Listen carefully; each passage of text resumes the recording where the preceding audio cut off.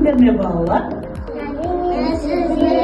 Бүгін біз сендермен ерекше адалдық дүкені деген ойын ойнаймыз.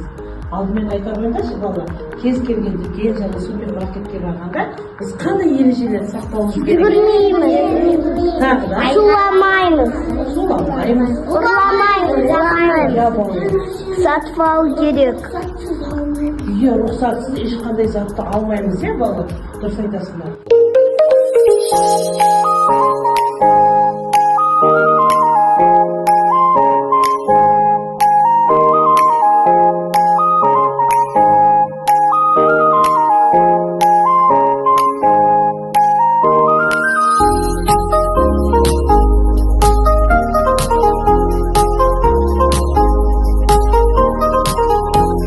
Балалар, біз сендермен қазір мынандай бір қызықты ойын ойнаймыз, иә?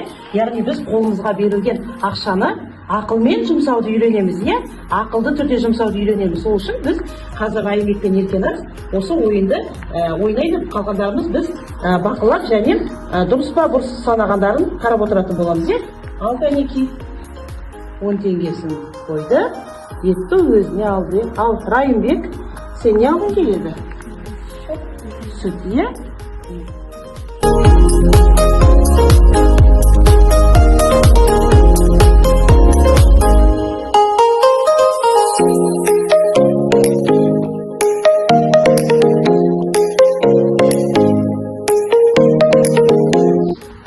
Өте тамаша. Айтөре. Ал. Ірімшік неше теңге? Аз-аздан жинасақ, үлкен пайда болады. Бұл жақсы әдет. Жарайсыңдар балалар. Үнемдеген бала өз арманына бір қадам жақындайды. Бүгін сендер көп қызықты ақпараттар үйрендіңдер.